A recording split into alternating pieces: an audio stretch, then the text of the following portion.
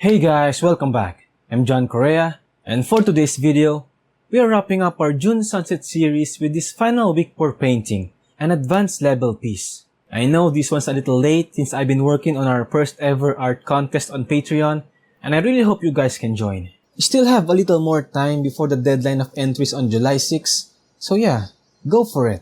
So for this advanced level painting, this landscape has a lot more elements. Snowy mountains in the distance, a warm glowing river on the valley, and a big pine tree in the foreground. And if you want to paint along with the full extended version with the reference photo we use, it's all available on my Patreon. Please do subscribe, like the video, and let's dive in. Alright, so these are the brushes that we're gonna use today. We got this number 6 flat brush for the broad strokes, especially for the sky and clouds. And then number 0 fan brush, perfect for painting the pine tree later on and getting that nice foliage texture. We also have this 00 round brush, and this one is for the tiny details and final highlights. And lastly, number 0 and number 2 angle brushes, and these are for the areas where we want a bit more control, like defining the edges and corners. So let's lay down the acrylic, starting with primary blue, deep green permanent, primary red, cadmium yellow medium hue, titanium white, and black.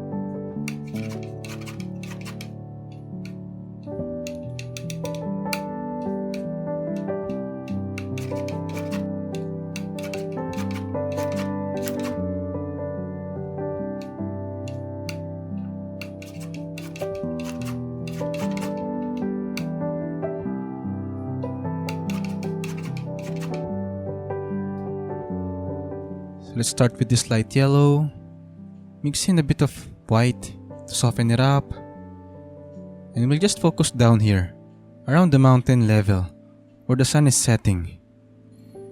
So right here, our strokes will be mostly horizontal, just back and forth, to keep the blend nice and smooth.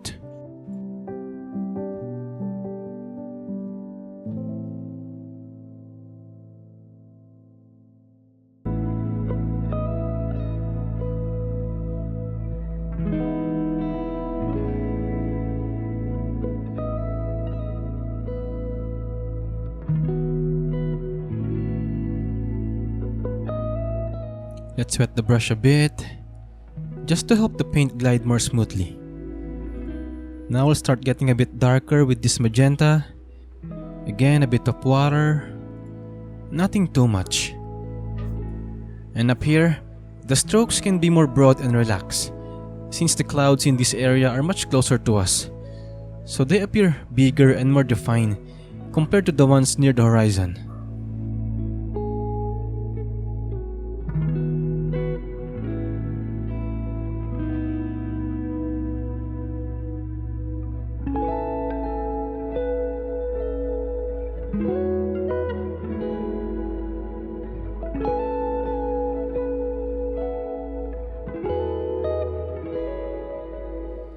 In this second layer, we're basically just repeating the same colors we used earlier, but this time, our goal is to make everything look more solid and vibrant.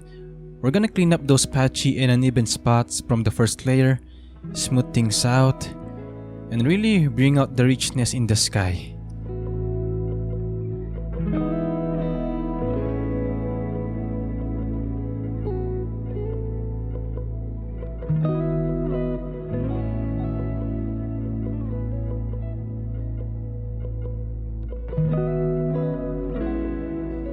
Now let's grab our number 0 angle brush and start adding some highlights.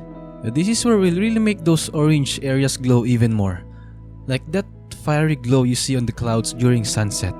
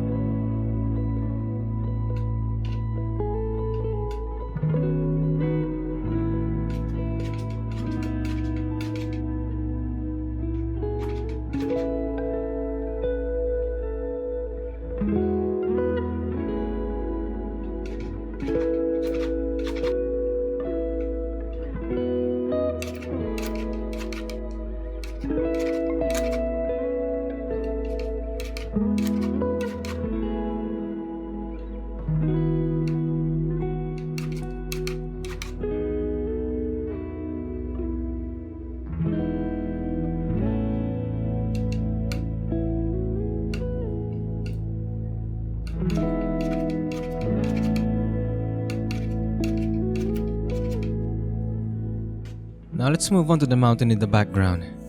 So again, using a clean angle brush, let's wet it just a bit, just enough to help the paint glide smoothly. We will start with these light blues. Just gonna focus on the outer edge first, shaping the silhouette of the mountain. And before we continue with the mountain, I want to jump down to the river here. This area reflects the colors of the sky, so it's a good time to lay that down while the tones are still fresh in our palette.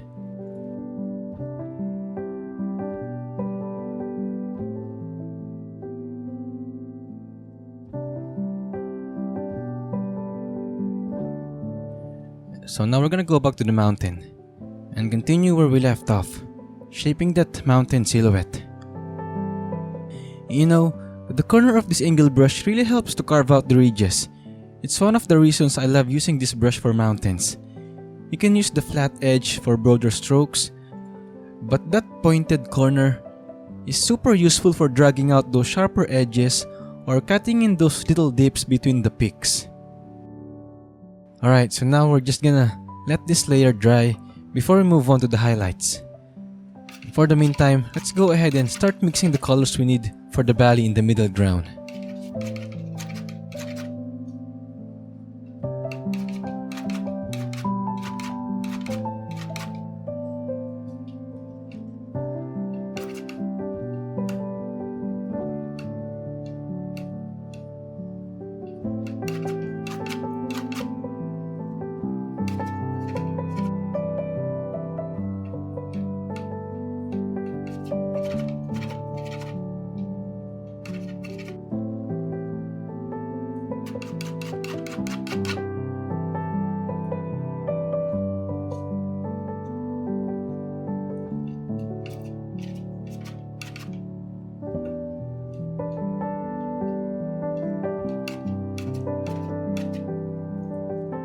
Let's grab our small round brush and load it up with this light blue.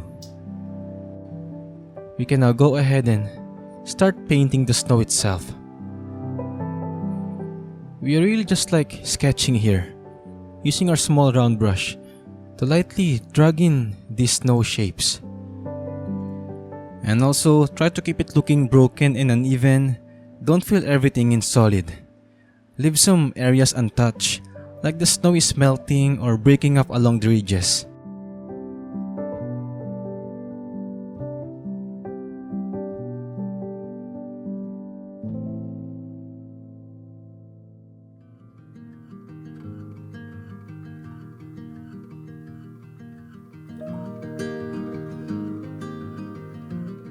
So now let's define the form of the river. Let's start shaping it. We don't want it to be too wide or open. Remember, this part is really far away in the scene. Our point of view is like we're standing on top of another mountain, looking down. so everything in the middle ground should feel small and distant. Alright, so let's have this dark green and start blocking in the middle ground.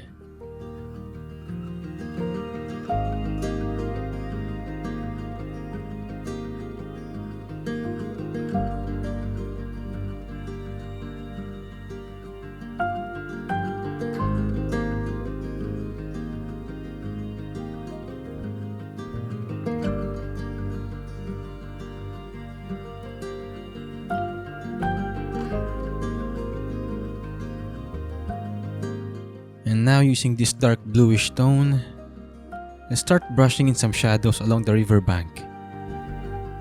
I'm just gently dragging it along the edge where the land meets the water.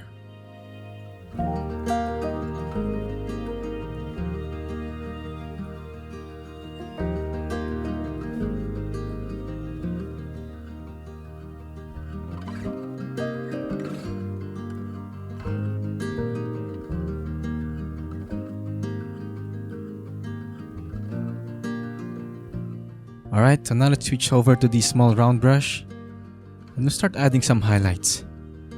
Let's have these lighter greens.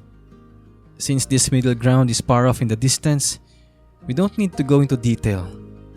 No need to paint individual blades of grass or tiny textures.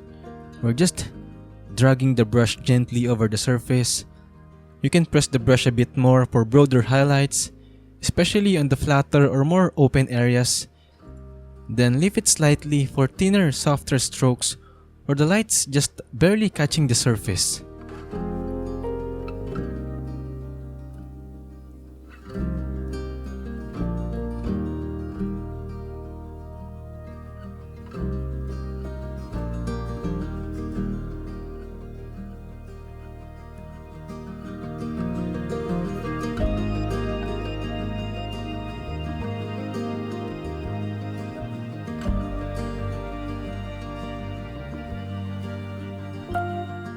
Alright, so now let's go back to the number 6 flat brush and we'll start working on the foreground.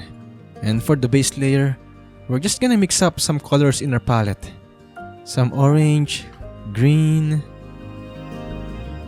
We can also use some red and those darker greens. We want this area to feel warmer in tone since it's higher and more elevated compared to the middle ground. And because of that elevation, it's still catching a bit of that warm light from the sunset.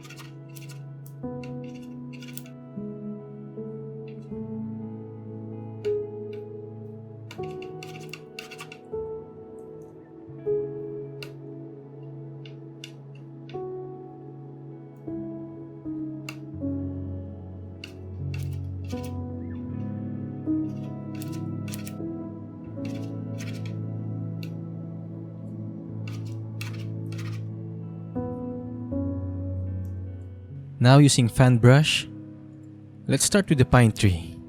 Let's wet the brush a bit and have this almost pure black tone. And right here, we're gonna position the bristles vertically and gently drag it straight down to paint the trunk of the tree.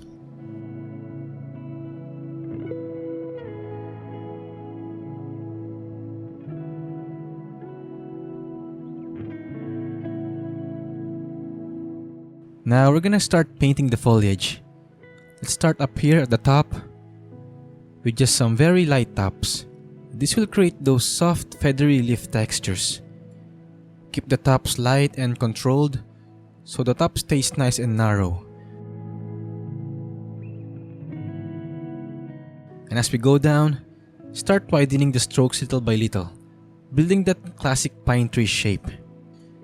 The limb should gradually stretch out more at the bottom, but don't make it too perfect. Real trees have irregular shapes, so add some randomness as you go.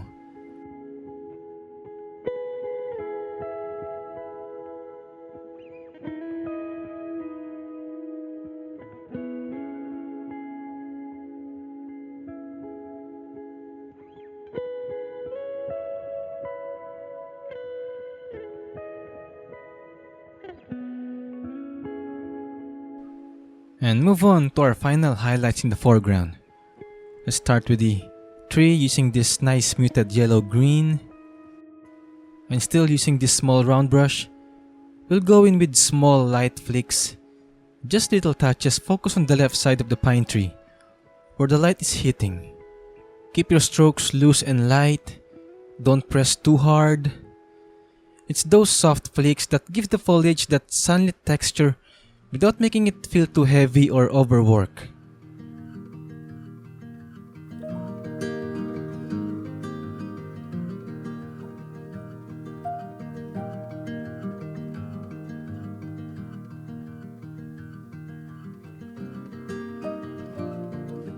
And now load it up with this yellow ochre shade.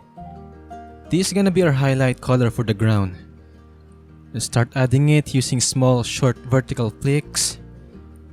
Just light touches to suggest grass texture popping out here and there. In some areas we can just drag the brush sideways to create a different kind of texture. Like some patches where the light is catching the surface a bit more broadly. Just play with the strokes a bit. Let it skip, let it break. Those little inconsistencies make the ground feel more natural and textured.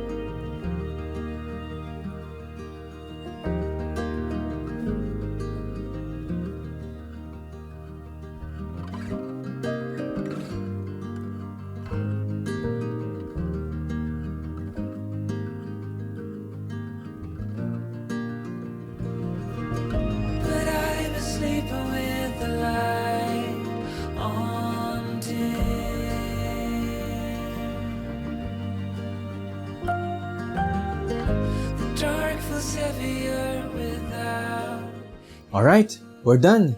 This one was definitely more complex, but I really enjoy painting it and I hope you did too. Again, if you want to see the full process and breakdown included, you can check it out in my Patreon. And if you enjoyed this video, please give it a thumbs up, subscribe, and leave a comment down below. I'd love to hear what you think. Thank you so much for watching, and I'll see you in the next one. Psh.